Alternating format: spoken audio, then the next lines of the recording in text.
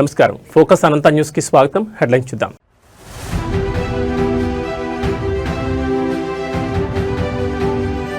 కేంద్ర జలశక్తి మంత్రితో సీఎం చంద్రబాబు భేటీ. ఏపీ ప్రాజెక్టులపై కీలక చర్చ.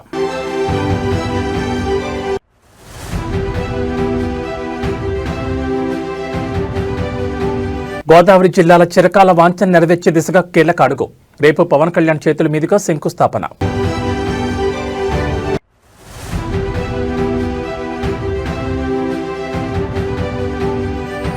ఫోన్ ట్యాపింగ్ కేసులో big update. Prabhakar Rao custodial విచారణ పొడిగింపు.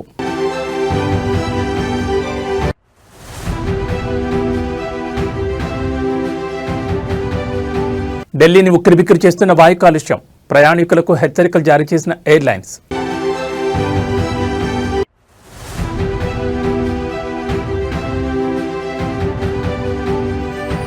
వలస విధానంపై అమెరికా అధ్యక్షుడు మరో కఠిన వైఖరి. గ్రీన్ కార్డ్ లాటరీని నిలిపేసిన ట్రంప్. ఇక డీటెయిల్స్ చూస్తే, ఉద్యోగ నియామకాల విషయంలో సర్వీస్ కమిషన్లు వేగంగా స్పందిస్తున్నాయని రాష్ట్రపతి ద్రౌపది ముర్ము అన్నారు. రామోజీ ఫిల్మ్ సిటీలో నిర్వహించిన పబ్లిక్ సర్వీస్ కమిషన్ చైర్పర్సన్ల నేషనల్ కాన్ఫరెన్స్లో మాట్లాడారు. 1950 తర్వాత యూపీఎస్సీ పబ్లిక్ సర్వీస్ కమిషన్ల ఏర్పాటు మొదలైందని తెలిపారు. ఈ కమిషన్ల విషయంలో రాజ్యాంగ నిర్మాత డాక్టర్ బిఆర్ అంబేద్కర్ కీలక పాత్ర పోషించారని పేర్కొన్నారు. ఉద్యోగాల భర్తీలో ఎదురవుతున్న సవాళ్లకు త్వరితగతిన పరిష్కారం అవసరమని చెప్పారు. నియామకాల్లో అత్యంత పారదర్శకతకు ప్రాధాన్యం ఇవ్వాలని రాష్ట్రపతి తెలిపారు. The makers of our constitution and nation builders like Sardar Patel changed the expectations from the public and civil services. In the discussions about the provisions concerning the Public Service Commissions, Baba Sahib Dr. Bhimrao Ambedkar made foundational contribution. Our constitution makers dedicated on an entire part of the constitution to service the Public Service Commissions. This highlights the significance they attach to the roles and functions of the Public Service Commissions for the Union and for the states. Our constitutional ideals of social, economic, and political justice and equality of status and of opportunity are most pertinent to the functioning of the Public Service Commissions. The preamble of Constitution, the fundamental right of equality of opportunity in matters of public employment of the directive principles guiding the state to secure a social order for the promotion of welfare of the people indicate the pathway for the Public Service Commissions. The Public Service Commissions should not only be guided by the ideals of equality of opportunity, but should also try to achieve the goal of equality of outcomes. In other words, the commissions are change agents who promote equality and equity. I acknowledge their contribution in guiding this change. Andhra Pradesh సాగునీటి ప్రాజెక్టులకు సంబంధించిన pending అంశాలపై CM Chandrababu Naidu దృష్టి సారించారు. రాష్ట్రానికి రావాల్సిన నిధులు, అనుమతుల సాధన లక్ష్యంగా ఈరోజు ఢిల్లీలో కేంద్ర జలశక్తి శాఖ మంత్రి సిఆర్ పాటిల్తో సమావేశమయ్యారు. రాష్ట్రానికి జీవనాధారమైన పోలవరం ప్రాజెక్టుతో పాటు జల్ జీవన్ మిషన్, ఇతర పథకాలకు నిధుల విడుదల, అంతర్రాష్ట్ర నదీ జలాల వివాదాలపై ఈ భేటీలో ప్రధానంగా చర్చించారు. రాష్ట్ర విభజన హామీల్లో భాగంగా ఆమోదం పొందిన ప్రాజెక్టులకు తక్షణమే ఆర్థిక సహాయం అందించాలని చంద్రబాబు కోరారు. ఏపీకి నీటి భద్రత చాలా కీలకమని, ఈ దిశగా కేంద్రం సానుకూల నిర్ణయాలు తీసుకోవాలని విజ్ఞప్తి చేశారు. జల్ జీవన్ మిషన్ అమలు కోసం 2025-26 ఆర్థిక సంవత్సరానికి అదనంగా 1000 కోట్లు కేటాయించాలని, రాష్ట్ర వాటాగా ఇప్పటికే ఖర్చు చేసిన 524.41 కోట్లకు సంబంధించిన కేంద్ర వాటాను విడుదల చేయాలని కోరారు. అలాగే పీఎం కృషి సించాయ్ యోజన కింద చెరువుల పునరుద్ధరణకు నిధులు మంజూరు చేయాలని విన్నవించారు. పోలవరం జాతీయ ప్రాజెక్టు పనుల పురోగతిని కేంద్ర మంత్రికి వివరించిన సీఎం పెండింగ్లో ఉన్న అనుమతులను వెంటనే మంజూరు చేయాలని కోరారు. రెండో దశ పనులకు అవసరమైన నిధులపై త్వరలోనే సమగ్ర నివేదిక సమర్పిస్తామని తెలిపారు. వంశధార ట్రిబ్యునల్ తీర్పును అమలు చేసి శ్రీకాకుళం జిల్లా కరువు ప్రాంతాలకు ఉపయోగపడే నేరడి బ్యారేజ్ నిర్మాణానికి అనుమతులు ఇవ్వాలని కోరారు.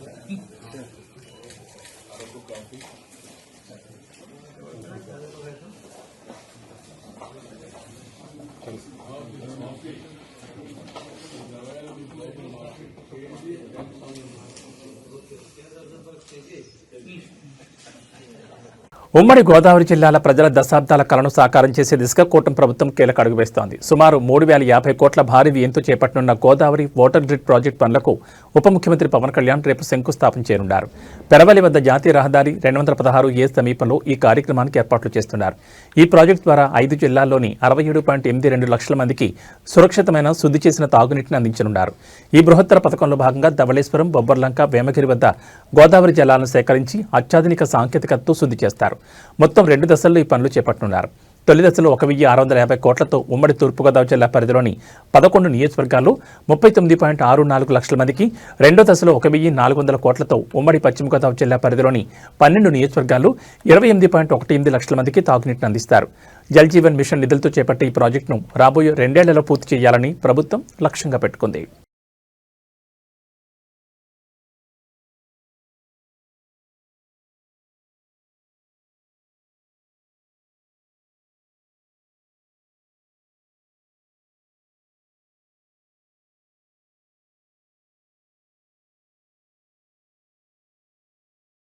కష్టకాలంలో ఉన్నప్పుడు రాజమహేంద్రవరం ప్రజలు తమకిచ్చిన మద్దతు జీవితాంతం గుర్తుంటుందని రాష్ట్ర ఐటీ విద్యాశాఖల మంత్రి నారా లోకేష్ అన్నారు. తూర్పుగోదావరి జిల్లాలో ఆయన పర్యటించారు. రాజమండ్రి విమానాశ్రయానికి చేరుకున్న ఆయనకు అడుగడుగున ఆత్మీయ స్వాగతం లభించింది.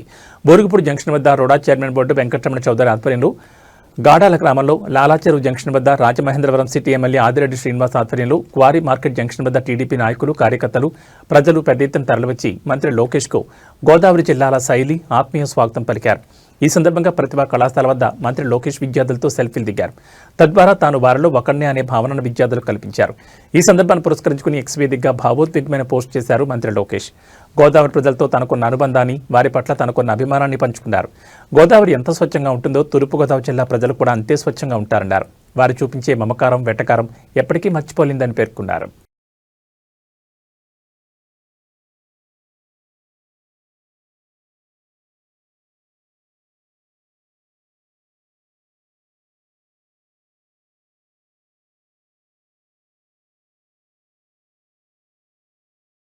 సిద్దిపేట ఎమ్మెల్యే మాజీ మంత్రి హరీష్ రావు దాతృత్వం ప్రదర్శించారు. పేద విద్యార్థిని వైద్య విద్య ఫీజు కోసం బ్యాంకులో తన స్వగృహాన్ని మార్టిగేజ్ పెట్టారు. మమత అనే అమ్మాయికి పీజీ ఎంట్రన్స్లో సీట్ రావడంతో ట్యూషన్ ఫీజులకు ఏటా 7.50 లక్షల రూపాయలు చెల్లించాలని కళాశాల యాజమాన్యం తెలిపింది. బ్యాంకు రుణం కోసం వెళ్ళగా ఏదైనా ఆస్తిని తనఖా పెడితేనే రుణం మంజూరు చేస్తామని బ్యాంకు సిబ్బంది స్పష్టం చేశారు. ఇదే విషయాన్ని విద్యార్థిని మమత తండ్రి రామచంద్రం హరీష్ రావు దృష్టికి తీసుకెళ్లారు. సిద్దిపేటలోని తన స్వగృహాన్ని బ్యాంకులో తనఖా పెట్టి 20 లక్షల ఎడ్యుకేషన్ లోన్ మంజూరు చేయించారు. హాస్టల్ ఫీజుకి ₹1,00,000 సహాయం చేశారు.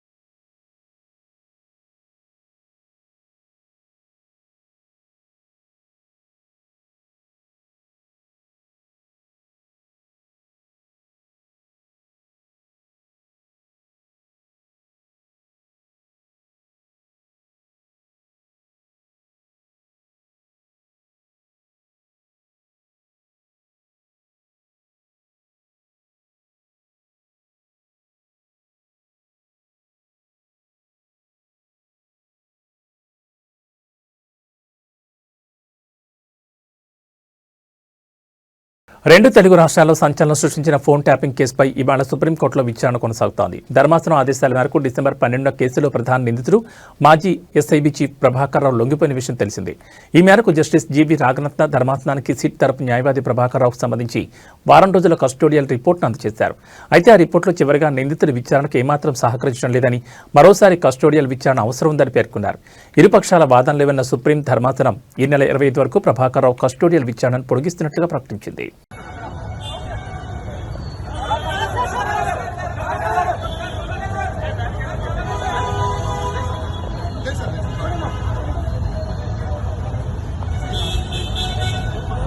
వరంగల్ కార్పొరేషన్ పరిధిలోని 14వ డివిజన్లో పర్యటించిన వర్ధన్నపేట ఎమ్మెల్యే కేఆర్ నాగరాజుకు చేదు అనుభవం ఎదురైంది. ఎన్నికల సమయంలో ఇచ్చిన హామీలు, డివిజన్ అభివృద్ధిపై స్థానిక ప్రజలు ఎమ్మెల్యేను నిలదీయడంతో ఉద్రిక్తత నెలకొంది.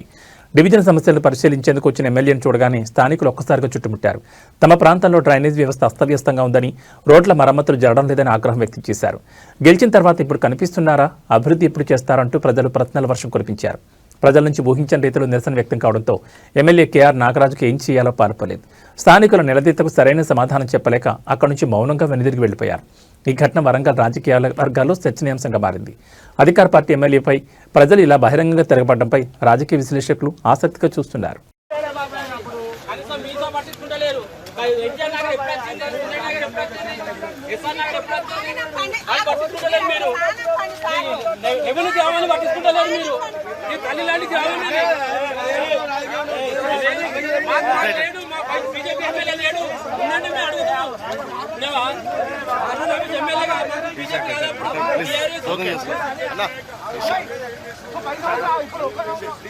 మాకు అధికారం లేదు సార్.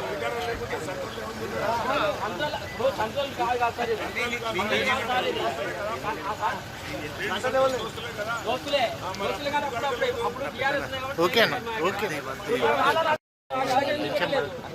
అన్న ఒకటి మీరు టీం మీద కదా మా గ్రామాన్ని ఎందుకు పట్టుకుంటలేరు?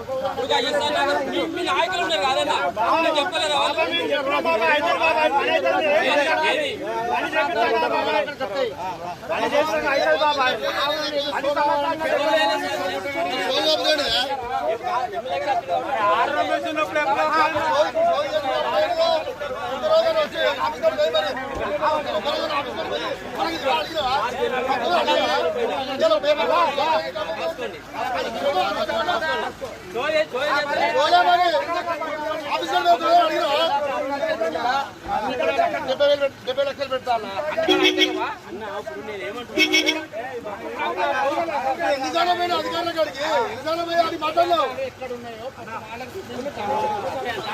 నేడు రెండో రోజు ఐబొమ్మ రవి కస్టడీ విచారణ సాగుతోంది. మొత్తం 12 రోజుల పాటు ఐబొమ్మ రవిని విచారణకు నాంపల్లి న్యాయస్థానం అనుమతించింది. నిన్నటి నుంచి ఐబొమ్మ రవిని కస్టడీలోకి తీసుకుని విచారించిన పోలీసులు నేడు రెండో రోజు కూడా విచారించనున్నారు.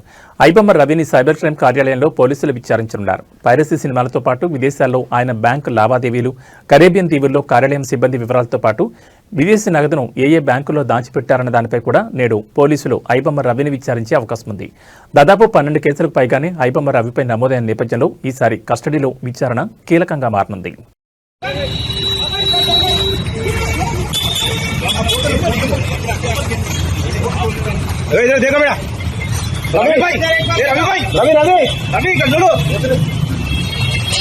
వైసీపీ నేత హిందూపురం మాజీ ఎంపీ గోరంట్ల మాధవ్ తాడేపల్లి పోలీస్ స్టేషన్కి వెళ్లారు. అక్కడ పోలీసుల ముందు విచారణకు హాజరయ్యారు.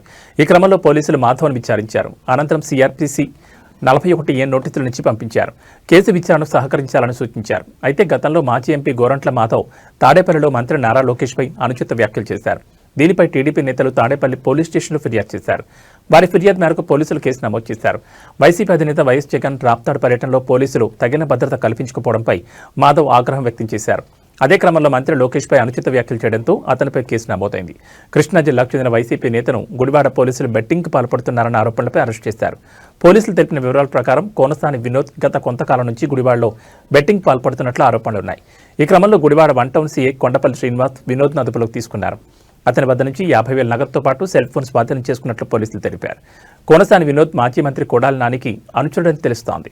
ఈ కోటి సంతకాలు అనేటివి ఇవి సంతకాలు కాదు, నీ ప్రభుత్వ పతనానికి పునాది రాళ్ళనేది నువ్వు గుర్తుపెట్టుకోవాలి. ఈ పునాది రాళ్లపైన నీ కూటమి పార్టీలను సమాధి చేయడానికి ఆంధ్రప్రదేశ్ ప్రజలు కంకణం కట్టుకున్నారు. యావత్ భారతదేశ చరిత్రలోనే ఎన్నడూ లేని విధంగా పేద విద్యార్థులకు వైద్య విద్యను దగ్గర చేయాలి అన్న దృఢ సంకల్పంతో మా అధినేత వైఎస్ జగన్మోహన్ రెడ్డి గారు 17 మెడికల్ కళాశాలలను తెచ్చి అందులో 5 కళాశాలలను నిర్విఘ్నంగా కంప్లీట్ చేసి ఇంకొక 2 కళాశాలలను కంప్లీట్ అయ్యే క్రమంలోనే మీకు అప్పచెప్తే ఇంకొక 10 కళాశాలలు అవి కాక ఇంకో 10 కళాశాలలు దాదాపు సగం నిర్మాణం కూడా అయిపోయింది. ఇలాంటి దశలో అత్త మీది కోపం దుత్త మీద చూపించినట్లు ఒక కోడలు నీవు జగన్మోహన్ రెడ్డి గారి పైన ఉన్న ఈర్ష్య ద్వేషము పగ ప్రతీకారంతో ఈ రోజు ఆ మెడికల్ కళాశాలలను ప్రైవేట్ పరం చేయాలి అన్న ఒపీనియన్ కు నువ్వు రావటం జరిగింది. విశాఖ హక్కు ఆంధ్రుల హక్కు అన్నట్లు ప్రైవేటు ప్రజల సొమ్మును ప్రైవేట్ పరం చేయడం అనేది నీ జన్మ హక్కుగా నువ్వు భావిస్తున్నావు. ఇది చాలా తప్పు అనేది యావత్ ఆంధ్రప్రదేశ్ ప్రజలంతా కూడా ముక్త కంఠంతో దీన్ని ఎదిరిస్తున్నారు. దీన్ని మీరు గుర్తు చేసుకోవాలి. అయ్యా, మీరు ఒక మెడికల్ కళాశాలకు భూమిని ప్రభుత్వం ఇచ్చింది, బిల్డింగ్లను ప్రభుత్వం కట్టింది, అందులో స్టాఫ్ ప్రభుత్వం నియమించింది, వారికి జీతాలను కూడా ప్రభుత్వమే ఇస్తే దాన్ని తీసుకుని పోయి అత్త సొమ్మును అల్లుడు దానం చేసినట్లు ఆ మెడికల్ కళాశాలలను నీ బినామీలకు దాన్ని నన్ను తెగ నమ్ముకుంటున్నావు. ఇది ప్రజలందరూ కూడా గమనిస్తున్నారు. నువ్వు ఇది జాగ్రత్తగా నువ్వు మైండ్లో పెట్టుకోవాలనేది కూడా నేను తెలియజేస్తున్నాను. అదే కాకుండా ఆ మెడికల్ కళాశాల టీటీడీ పరకామణి చోరీ కేసుపై దాఖలైన పిటిషన్ను ఆంధ్రప్రదేశ్ హైకోర్టు విచారించింది. ఈ సందర్భంగా స్వామివారి కానుకల లెక్కింపులో పారదర్శకత తప్పనిసరని న్యాయస్థానం స్పష్టం చేసింది. భక్తులు సమర్పించే ప్రతి పైసా లెక్క సరిగా ఉండాలని, దొంగతనాలు మోసాలు జరగకుండా చూసే పూర్తి బాధ్యత టీటీడీ బోర్డుపై ఉందని హైకోర్టు వ్యాఖ్యానించింది. ఈ వ్యవహారంలో గత విచారణలో పరకామణి లెక్కింపు వ్యవహారంపై సలహాలు ఇవ్వమన్న విషయాన్ని గుర్తు చేస్తూ ఈసారి టీటీడీ స్టాండింగ్ కౌన్సిల్ను కోర్టు ప్రశ్నించింది. పరకామణి లెక్కింపులు ఇప్పటికీ సంప్రదాయ పద్ధతిలో కొనసాగుతున్నాయా? ఆధునిక సాంకేతికత వినియోగంపై ఎందుకు దృష్టి పెట్టడం లేదని న్యాయస్థానం నిలదీసింది. భక్తుల మనోభావాలకు సంబంధించిన అంశాల్లో ఏ చిన్న లోపం జరిగినా తీవ్ర ప్రభావం ఉంటుందని హైకోర్టు పేర్కొంది. అందుకే టీటీడీలో స్వామివారి కానుక లెక్కింపులో ఏఐ టెక్నాలజీ, కంప్యూటర్లు, డిజిటల్ రికార్డింగ్ వ్యవస్థలు వినియోగించాలని ఆదేశించింది. లెక్కింపు, పర్యవేక్షణ, రికార్డుల భద్రత అన్ని ఆధునిక సాంకేతికతను జరగాలని స్పష్టం చేసింది. ఈ కేసుకు సంబంధించి ఇప్పటికే 2025 అక్టోబర్ 27న జరిగిన ఘటనపై విచారణకు ఆదేశాలు జారీ చేసినట్లు కోర్టు గుర్తు చేసింది. ఈ నేపథ్యంలో వెంటనే ఒక సమగ్ర ముసాయిదా రూపొందించి 2 వారాల్లోగా నివేదిక సమర్పించాలని టీటీడీ బోర్డును ఆదేశించింది. అలాగే ప్లాన్ బీపై కూడా 8 వారాల్లోగా ప్రత్యేక నివేదిక ఇవ్వాలని స్పష్టం చేసింది.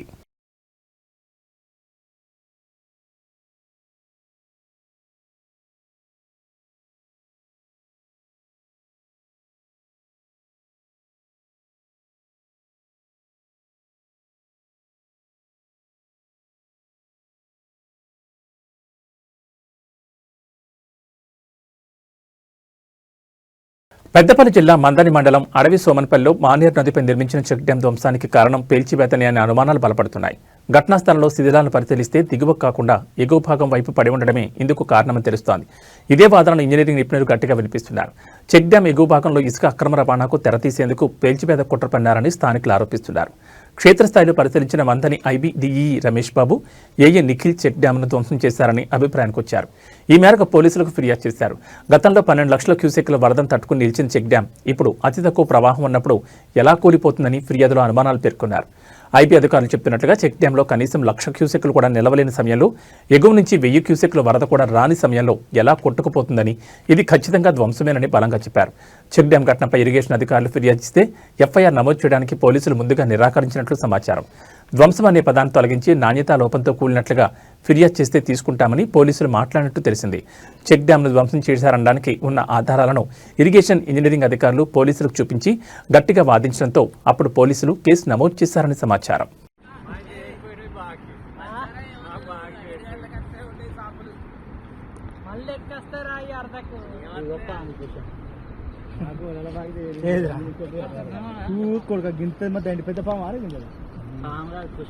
అదే కానీ కూసాం నాగబాబు కూసాం. అది నీళ్ళట్టు అలా పోయినట్టు పోయింది పావున్నది. అలానే ఉండవచ్చు. అడ్డం పెట్టుకో. హైదరాబాద్లో 2007 ఆగస్టు 25న లుంబిని పార్క్ గోకుల్చాట్లో జరిగిన జంట బాంబు పేలుళ్ల కేసులో తెలంగాణ హైకోర్టులో విచారణ కొనసాగుతోంది. ఈ దాడుల్లో 42 మంది మరణించగా 50కి పైగా గాయపడిన విషయం తెలిసిందే. ఇండియన్ ముజాహిద్దీన్ ఉగ్రవాదులు ఈ పేలుళ్లకు పాల్పడినట్లుగా విచారణలో తేలింది. ఎన్ఐఏ స్పెషల్ కోర్టు 2018లో ఇద్దరు నిందితులకు మరణశిక్ష విధించింది. అయితే ఆ తీర్పును సవాల్ చేస్తూ నిందితులు హైకోర్టులో అప్పీల్ పిటిషన్ దాఖలు చేశారు. తమకు మరణశిక్షను రద్దు చేయాలని, లేని పక్షంలో జీవిత ఖైదుగా మార్చాలని వారు ఆ పిటిషన్లో పేర్కొన్నారు. ఇవాళ జరిగిన విచారణలో భాగంగా హైకోర్టు డివిజన్ బెంచ్ నిందితుల మానసిక ప్రవర్తన, ఆరోగ్య పరిస్థితులు, పశ్చాత్తాప ధోరణిని పరిశీలించేందుకు ఇద్దరు మిటిగేషన్ ఇన్వెస్టిగేటర్లను నియమించింది. ఈ మిటిగేటర్లు జైల్లో ఉన్న నిందితులతో మాట్లాడి వారి మనస్తత్వ పరిస్థితి, ఆరోగ్యం మరియు సంస్కరణ అవకాశాలపై నివేదిక సమర్పించనున్నారు. అదేవిధంగా కేసును మరో బెంచ్కు బదిలీ చేయాలని నిందితులు చేసిన అభ్యర్థనను హైకోర్టు తోసిపుచ్చింది. విచారణ ఇదే బెంచ్లో కొనసాగుతుందని స్పష్టం చేసింది. కాగా కేసులో ప్రధాన నిందితులు రియాజ్ భట్కల్ వంటి వారు ఇంకా పరారీలో ఉన్న విషయం తెలిసిందే.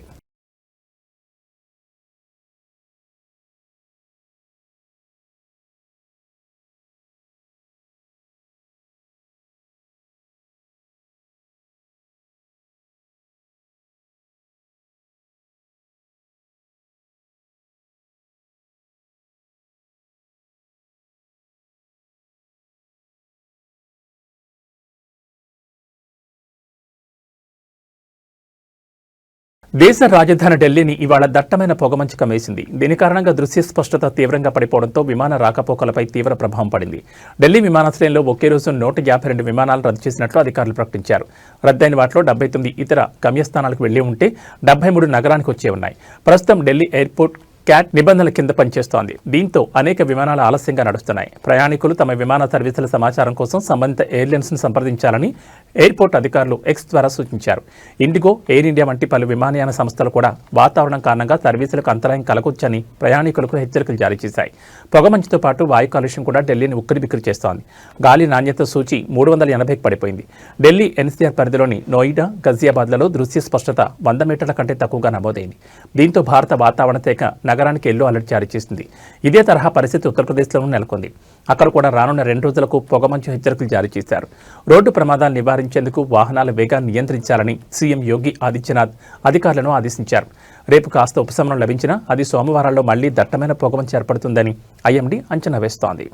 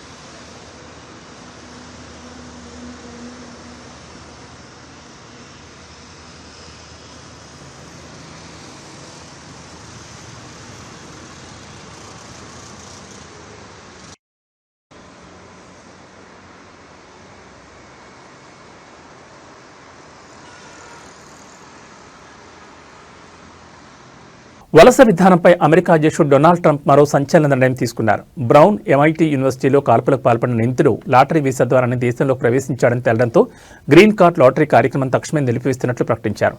ట్రంప్ ఆదేశాల మేరకు United states citizenship and immigration services ఈ కార్యక్రమం నిలిపివేయాలని ఆదేశించినట్లు homeland security secretary Christie నోమ్ social media platform Xలో తెలిపారు. ఇంతటి ఘోరాన్ని పాల్పడిన వ్యక్తిని మన దేశంలోకి అస్సలు అనుమతించాల్సింది కాదని ఆమె పేర్కొన్నారు. పోర్చుగల్ జాతీయుడైన క్లాడియో నెవెస్ వాలెంట్ బ్రౌన్ యూనివర్సిటీలో కాల్పులు జరిపి 2 విద్యార్థులను చంపి మరో 9 మందిని గాయపరిచాడు. అలాగే MITలో ఒక ప్రొఫెసర్ను కూడా హత్య చేశాడు. ఆ తర్వాత గురువారం సాయంత్రం తుపాకీతో కాల్చుకుని ఆత్మహత్య చేసుకున్నట్లు అధికారులు వెల్లడించారు. నిందితుడు 2017లో డైవర్సిటీ వీసా లాటరీ ద్వారానే చట్టబద్ధమైన శాశ్వత నివాస హోదా పొందాడని US అటార్నీ లియా ఫోలీ తెలిపారు. అమెరికాలో తక్కువ ప్రాతినిధ్యం ఉన్న దేశాల వారికి ప్రతి ఏటా లాటరీ పద్ధతిలో 50,000 గ్రీన్ కార్డులు జారీ చేసేందుకు కాంగ్రెస్ ఈ డైవర్సిటీ వీసా ప్రోగ్రాంను రూపొందించింది. ట్రంప్ చాలా కాలంగా ఈ లాటరీ విధానాన్ని వ్యతిరేకిస్తున్నారు. తాజా ఘటనను కారణంగా చూపి తన వలస విధాన లక్ష్యాలను ముందుకు తీసుకెళ్తున్నారని విశ్లేషకులు భావిస్తున్నారు. ఈ నిర్ణయంపై న్యాయపరమైన సవాల్ ఎదురయ్యే అవకాశం ఉంది. Well, we keep it, I guess. Where does it go? What port does it go to? Well, you have to follow the tanker. You know, you're a good newsman. Just follow the tanker. Do you know where it's going? Was it Follow going it. to Get a helicopter and follow the tanker. Is it true it's going to But we're gonna. I assume we're gonna keep the. ఇవి ఈ bulletin విశేషాలు. మరో బులెటిన్లో మళ్ళీ కలుసుకుందాం. నమస్కారం.